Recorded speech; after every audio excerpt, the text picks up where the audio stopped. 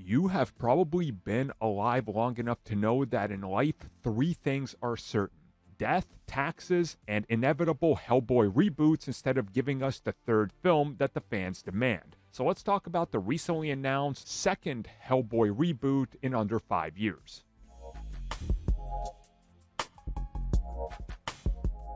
Okay, so before we get to this, I know many of you are always new to the channel and don't really keep up with what some of our favorite things are out there. A lot of people, if you just listen to the podcast and me talk about the darker, more occult side of comics, know I love those aspects of comics, Marvel, DC, whatever. Hellboy 2 is personally in my top 10 best and favorite comic book films of all time. I love Hellboy 2. It's literally one of my absolute favorites, and it's not surprising considering the director is, well, my favorite director of all time, Guillermo del Toro.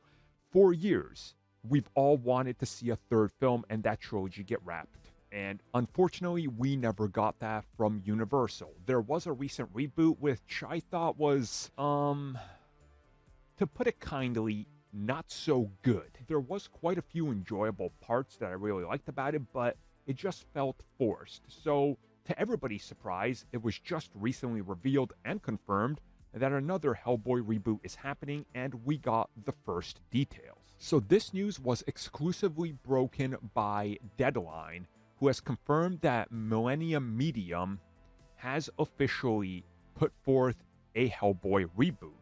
Now, this is going to be really interesting because things take a different approach here. First and foremost, Brian Taylor, director of Crank, will be directing the new film, which is simply called Hellboy: The Crooked Man. Even crazier is that production is set to begin literally next month in Bulgaria, and they are already in the final and the last stages of casting everybody. Most important to fans of the comics is that the creator, Mike Mignola, will in fact be in charge of the script alongside his partner in crime over at Dark Horse Comics, Chris Golden. And it's stated that they picked this story because it's specifically one of the most beloved, which came out in July of 2008.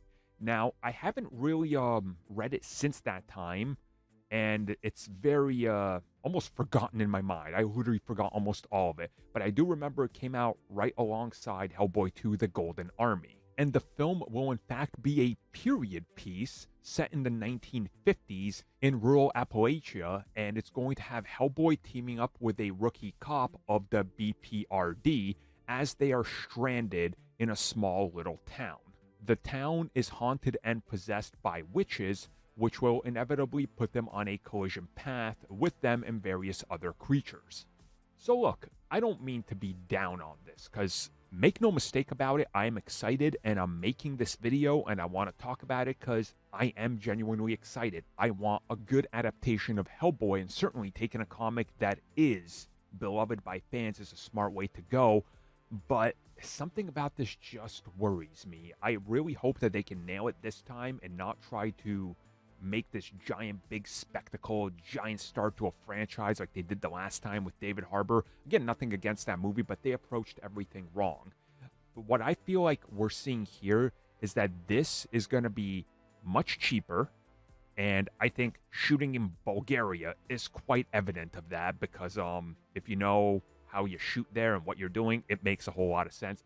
This is going to be a cheap production, but I just hope that they can nail it and give us something worthy of Hellboy.